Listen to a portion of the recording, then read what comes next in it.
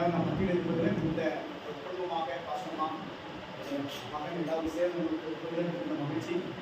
அவர்கள் திருச்சி மட்டத்தில் அந்த ரிலாக்ஸேஷனுடைய அட்மினிஸ்ட்ரேட்டராக இருந்து பீகாரிகளாக இருந்து அவர்களுக்கு பெரிய பணியாக செய்து வருகிறார்கள். உண்மையாகவே அவர்கள் நம்ம மத்தியில் இருப்பதில் நான் சந்தோஷம் அடைகிறேன்.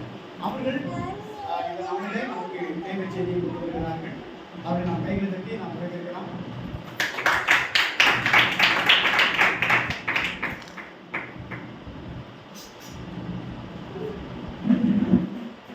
பிதாகுமாரன் பரிசுத்த ஆவியானவருக்கு மகிமை உண்டாவதாக. பிரியாலுமே இந்த நாளிலே உங்களை பார்ப்பதிலே மிக மகிழ்ச்சி. அல்லேலூயா. கர்த்தர் நல்லவர். நம்முடைய ஸ்பிரிச்சுவல் ஃபாதர் ஆவிக்குரிய தந்தை மெட்ரோபாலிட்டன் ஐயா அவர்கள் என்னிடம் சொன்னதாக எப்பொழுதும் கடிதம் எழுதும்போது நம்முடைய திருச்சபையாரை சந்திக்கும் போது என்னுடைய வாழ்த்துதலை சொல்வதனால அதன் அடிப்படையில் நம்முடைய பிலீவர்ஸ் கிறிஸ்டியன் திருச்சபையினுடையதான ஆவிக்குரிய தந்தை மெட்ரோபாலிட்டன் ஐயா சார்பாகவும் குறிப்பாக நான் பொறுப்பேற்று திருச்சி பேராயத்தின் சார்பாகவும் உங்களுக்கு வாழ்த்து.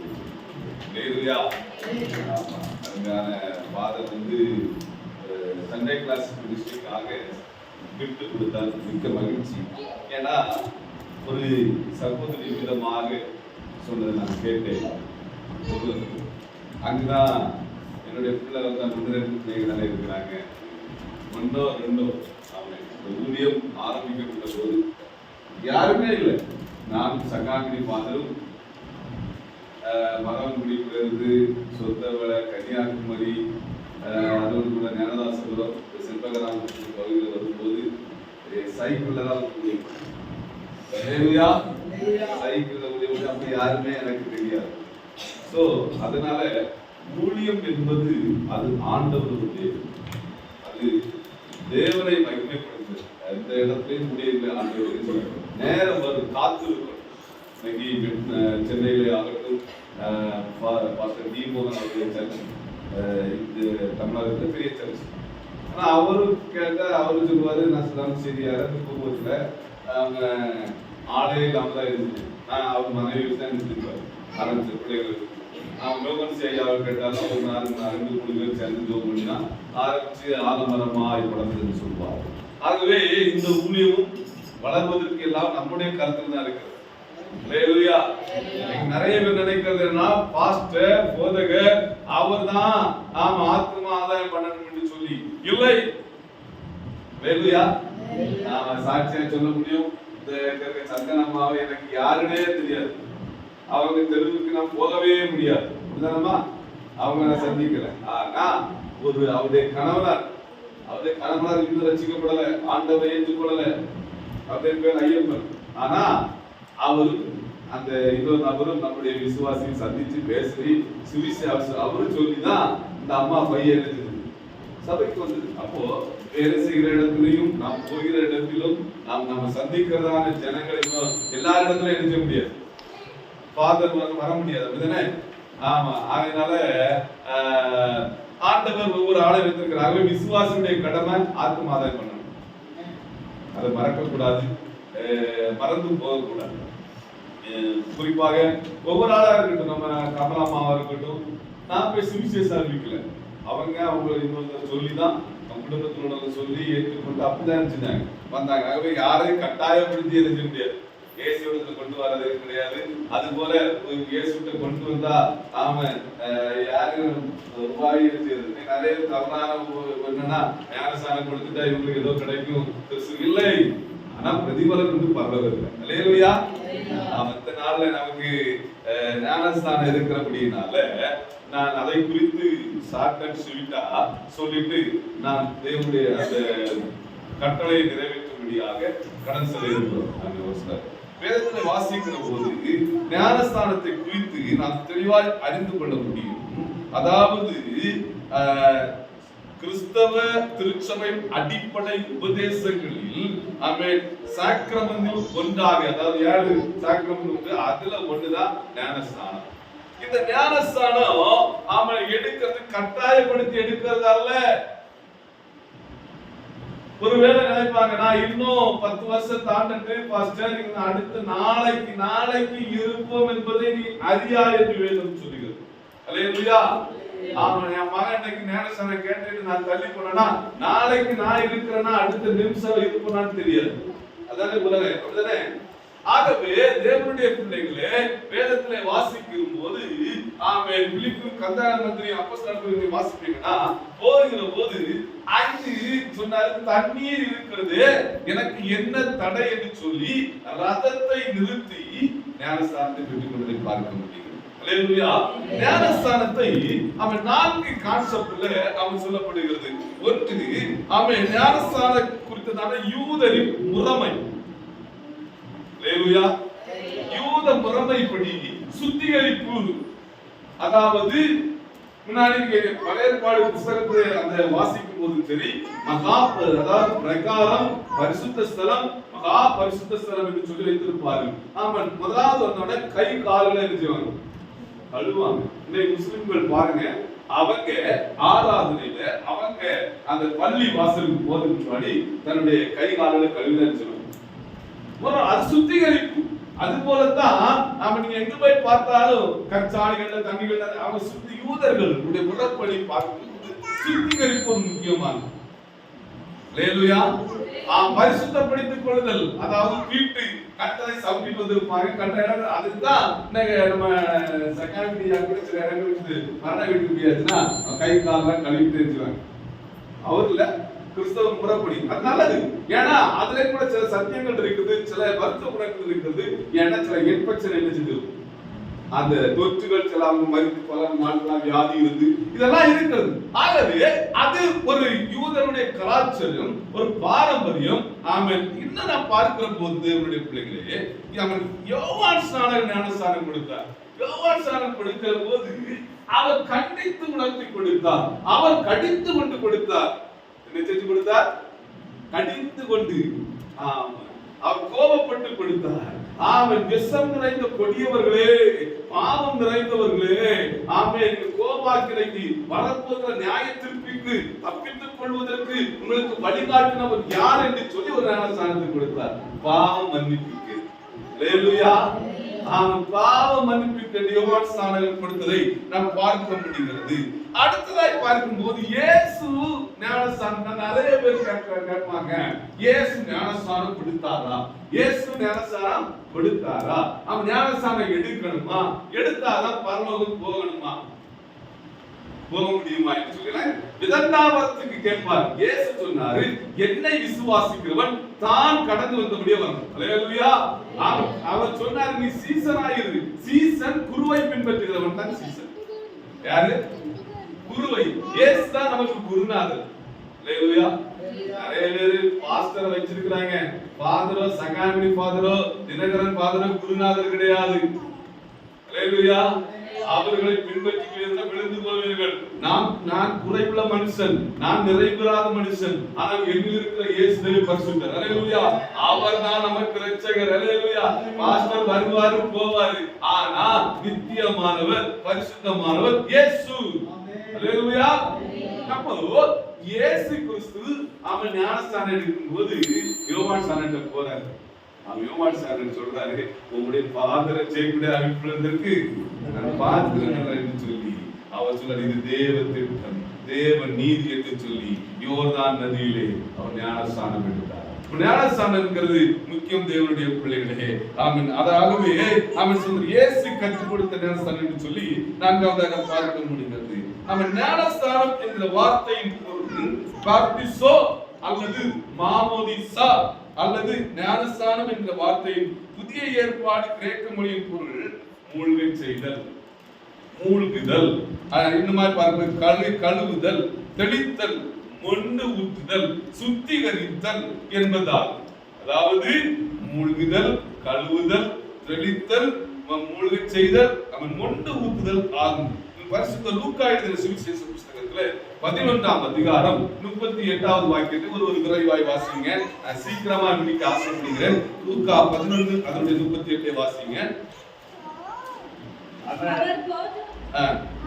அவர் போதனை பண்ணுகிறதற்கு முன் கை கழுவாமல் இருந்ததை பரிசேயன் கண்டு ஆச்சரியப்பட்டான்.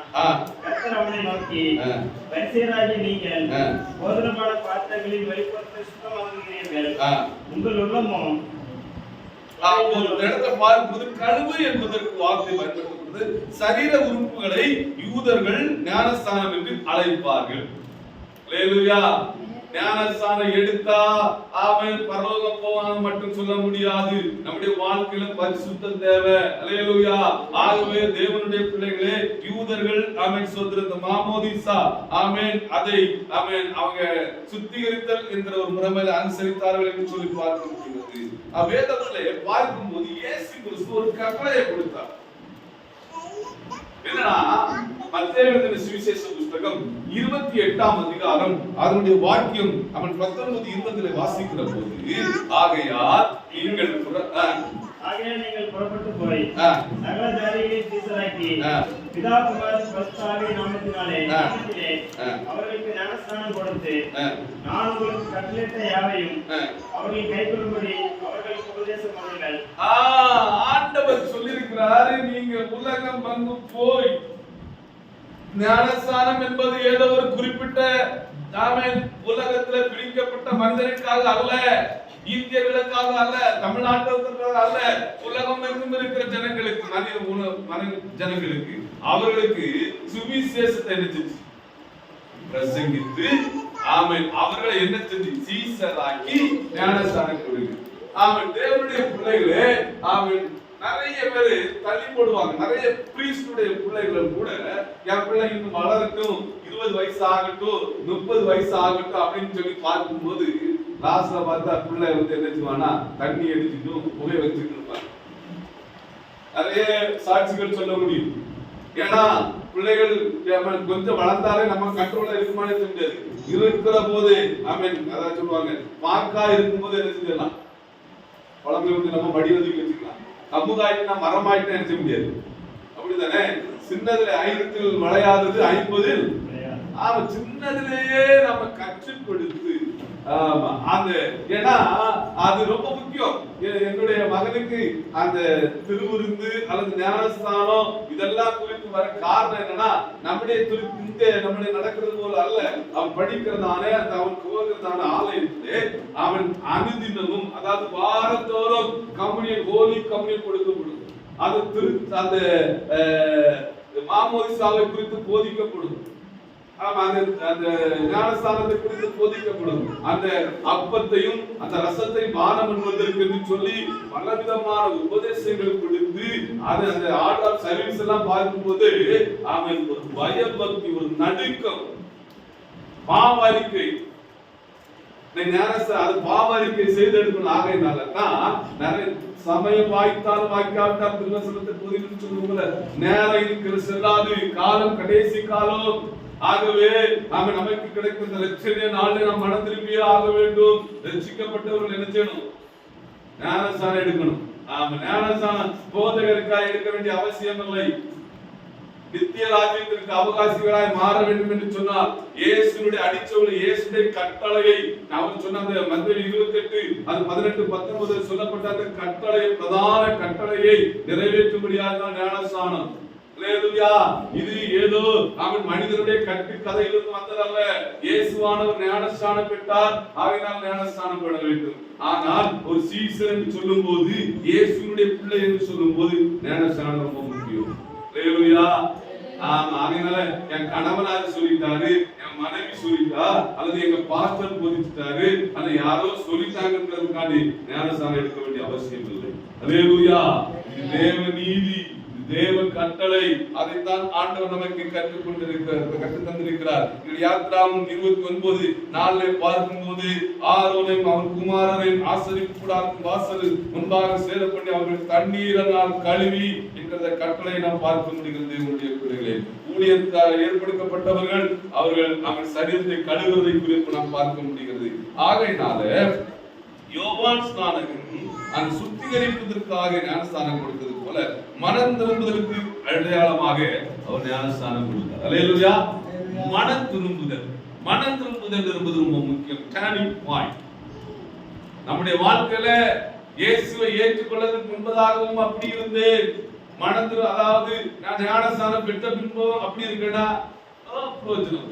நிறைய பேர் பார்த்தாச்சுன்னா தேவனுடைய பிள்ளைகளே, ஆமென், விசுவாசிக்கும் அவிசுவாசிக்கும் வித்தியாசம் வேண்டும். ஞானஸ்நானம் எடுத்துக்கொண்டவர்கள் வெய்யாலுமே என்ன செய்யணும்? அந்த கர்த்தருடைய பந்தியில என்ன செய்யணும்? பங்கு கொள்ளணும். நம்ம இது ஆராதனை பார்த்தா சிலர் வந்து எடுக்க மாட்டாங்க. ஆண்டவர் சொன்னார், பாவம் அழுக்கு கந்தையா இருந்தால் செவ்வேறனா இருந்தால், ஆண்டவரே நான் பாவியான மனுஷன், என் மேல கிருபையா இருக்குன்னு சொல்லும் போது மன்னிக்கிற தேவனா இருக்கிறார். அல்லேலூயா. ஆமா, விபச்சாரத்திலே கையும் களவுமாய் பிடிபட்ட பெண் எல்லாரும் கல்லறிய துடிக்கிறார்கள் ஒரு கூட்டம். ஆனால் இயேசு மாத்திரம் சொன்னாரு, உங்களில் எவனும் பாவம் செய்யாமல் உங்களில் கல்லறிய கிடந்து. ஒரு பையன் இருக்கல, எல்லாரும் கல்ல போட்டுட்டு ஓடிட்டான். ஏன்னா அவனும் கல்லறிந்து கொல்லப்பட வேண்டியது. அல்லேலூயா. அதற்காக இயேசு பாவத்தை நேசிக்கிறார், பாவத்தை ஆதரிக்கிறார் அல்ல, அவர் பாவத்தை வெறுக்கிறார். அல்லேலூயா. ஆனால் பாவியை நேசிக்கிறார். எப்படி? பாவத்தை வெறுக்கிறார், பாவியை. எப்பேற்பட்ட ஆண்டவர் என்ன சொன்னாரு? எம்மா, நானும் ஒரு குற்றவாளி, ஏன்னா அவங்க எல்லாம் நினைச்சது என்னன்னா சதுசேர் குற்றவாளியா தீர்ப்பாங்க.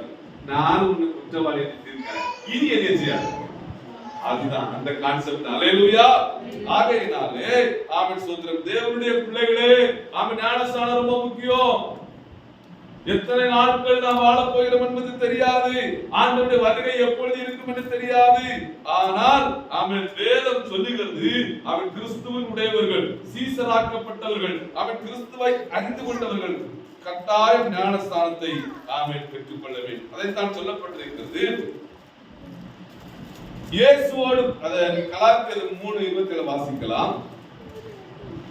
அதாவது ஞானஸ்நானம் என்பது மாமோசா என்பது யோவான் சான ஞானஸ்நானம், இயேசு பெற்றுக்கொண்ட ஞானஸ்நானம் அல்ல, மாறாக இது இயேசுவின் கட்டளையான ஸ்நானமாகும். பரிசுத்த திருச்சபை முதல் நூற்றாண்டு இயேசு கிறிஸ்துவை விசுவாசித்த ஒரு சபையும் அங்கத்தினருமாய் இருக்கிற சடங்குதான் ஞானஸ்நானம். தேவனுடைய வசனத்தின் அடிப்படையில் மாமோதிசாவின் நோக்கங்கள். ஆமென். இயேசுவினுடைய கட்டளை வாசிக்கலாமா? ஏனெனில் உங்களில் கிறிஸ்துவுக்குள்ளாக ஞானஸ்நானம் பெற்றவர்கள் எத்தனை பேரோ அத்தனை பேரும் கிறிஸ்துவை தரித்துக் கொண்டீர்களே.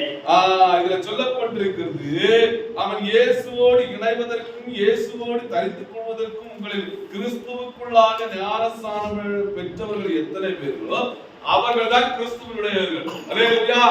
நான் 100 ஆண்டு சபைக்கு வந்துட்டேன், அல்லது 50 ஆண்டு வந்துட்டேன், நான் 10 வருஷம் வந்துட்டேன், நான் ரெகுலரா வாரேன்னா அவர்கள் கிறிஸ்துவுக்குரியவர்கள் அல்ல.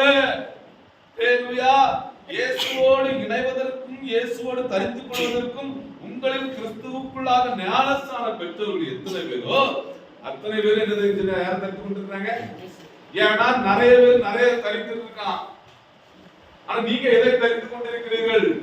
இன்னைக்கு தமிழகத்தினுடைய ஒரு கல்ச்சர், இந்திய கலாச்சாரத்தின்படி ஒரு கணவன் மனைவி என்று சொன்னா என்ன சொல்லணும்? தாலி கட்டிக்கணும் தானே? அந்த இந்திய வழக்கத்தின்படி நம்ம வெளிநாடுகள்ல மோதிரம் போட்டிருப்பாங்க.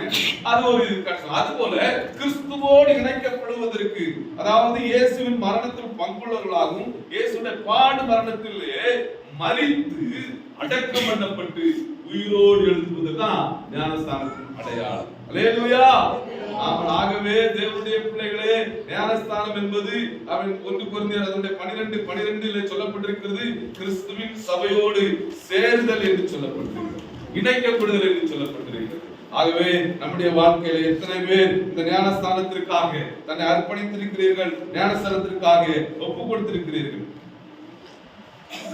ஆகவே வேதம் சொல்லுகிறது, ஆமென், யோவான் 3:3 சொல்லப்பட்டிருக்கிறது, ஒருவன் மறுபடியும் பிறவாவிட்டான் அவன் தேவனுடைய ராஜ்யத்தை காண மாட்டான் என்று சொல்லப்பட்டிருக்கிறது. அதனுடைய 3:5 கூட சொல்லப்பட்டிருக்கிறது. அல்லேலூயா. மறுபடியும் பிறத்தல் அவசியம். மாமோதிசா ஞானஸ்தானத்துக்கு வருவது அவசியம். நான் பேசிக்கொண்டே இருந்தா பேசிக்கொண்டே போயிட்டு இருக்கேன். ஆகையினால தேவனுடைய பிள்ளைகளே, மறுபடியும் பிறத்தலுடைய அவசியம் தான் திருமுழுக்கு. ஆகவே பாவத்திற்கு மரித்து ஒருவன் அடக்கம் பண்ணப்பட்டு உயிர்ப்பிக்கப்படுகிறான் ஞானஸ்தானம். அல்லேலூயா. கிறிஸ்துவோடு இணைக்கப்படுவதுதான் ஞானஸ்தானம். ஆகவே ஞானஸ்தானம் எடுத்தாங்க, கட்டாயம் 20 நாட்கள்ல எடுக்கணும். தள்ளி போடக்கூடாது, நாட்களை தள்ளி போடக்கூடாது. காலம் கடைசி காலம், இயேசு சீக்கிரம் வரப்போகிறார். இயேசு ராஜ்யத்துல வரும்போது நாம் ஆயத்தமுள்ளவர்களாக இருக்கணும். கைவிடப்பட்ட இருக்கக்கூடாது. பரிசுத்தமாய் வாழ வேண்டும் தேவனுடைய பிள்ளைகளே. ஆகவே ஞானஸ்தானம் என்பது தேவனுடைய கட்டளை. கீவேர்டு அதனுடைய மத்தேயு எழுதின சுவிசேஷ புஸ்தகம் 28ஆம் அதிகாரம் அதனுடைய 19-24.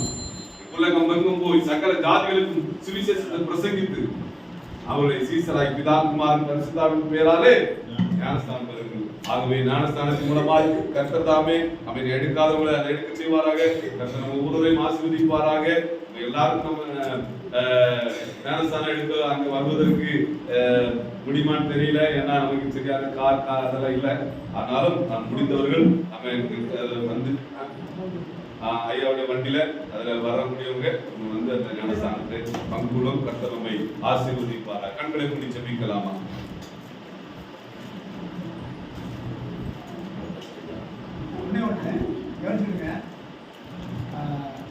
நாளைக்கு நம்முடைய கிறிஸ்தவ கலாச்சார, அதாவது நம்முடைய கலாச்சார படி எப்பிபடி பண்டிகை நாளைக்கு மெசேஜ் போட்டிருக்காங்க. திங்கட்கிழமை வந்து எப்பிபடி பண்டிகை அப்படின்னா இயேசு கிறிஸ்து ஞானஸ்தானம் பெறுகிற பண்டிகை.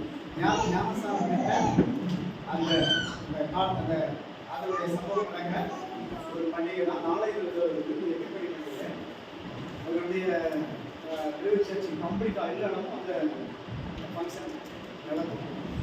இன்னைக்கு உண்மையாகவே அதை தொடர்ந்து இன்னைக்கு ஒரு நல்ல ஒரு இயேசு கிறிஸ்து ஞானஸ்தானம் பெறுகிற அந்த எப்பிபடி பண்டிகையோடு சேர்ந்து ஒரு ஞானஸ்தான ஆராதனையும் நடைபெறுவதற்கு நான் உண்மையாக சந்தோஷப்படுகிறேன். நான் எங்கள் சர்ச்சில் பாதையா பிள்ளைகளை பற்றி பேசிட்டு எங்களுடைய பிள்ளைகள் அது நான் எதுக்கு ஆயுதமாயிட்டோம்னா இன்னைக்கு கண்டிப்பாக எங்கள் பிள்ளைகளை சேர்த்து நீங்கள் கொடுத்துருக்கேன். கண்டிப்பாக சர்ச்சில் சொல்லிட்டு வந்தேன். அங்கேயும் ரொம்ப பிள்ளைகள் எடுக்க வேண்டியது இன்னைக்கு ட்ரெஸ்ஸு இல்லை சொல்லுவது உண்மையாகவே நம்மளோட பாக்கியம். வேற யாராவது எடுக்கணும்னு நினச்சிங்கன்னா நீங்களும் இந்த நேரத்தில் நீங்கள் உங்களையும் நாங்கள் இந்த ஞானஸ்தானத்துக்கு வேணா உங்களை நினைக்கிறோம். அவங்க வாசியாக இருந்தீங்கன்னா ரொம்ப நீங்கள் யோசிக்க வேண்டியதான் இல்லை. அந்த நம்ம பார்க்குறோம் திருப்பி போகும்போது அந்த மக்கள் சம்பவம் ஸ்பாட் செகண்டுக்குள்ள மனமாற்றம் அடைந்து நல்லது. ஏதோ தீர்மானம் பண்ணி அதுக்காக ஒரு செட்டுக்கு போட்டு அவர் இப்படி பண்ணலாம் அப்படி பண்ணலாம் நம்ம பிளானிங்கே கிடையாது. ஆவியாக சொன்னால் பிலிப்பு கண்டனை மந்தி கேட்குறேன், பிலிப்பு கொடுக்குறேன் எல்லாம் உடனே தண்ணி இருக்குது. ஏன் என்ன விளக்குறேன்னு தண்ணி நம்மகிட்ட பார்த்து நல்லா போயிட்டு இருக்குது. ஊழியக்காரங்க ஆயத்தமாக இருக்கிறாங்க. எனவே வார்த்தை உள்ளவங்க தேவ ராஜ்யத்துக்கு உங்களை அர்ப்பணிக்க விரும்புகிறவங்க கண்டிப்பாக உள்ள வரலாம்.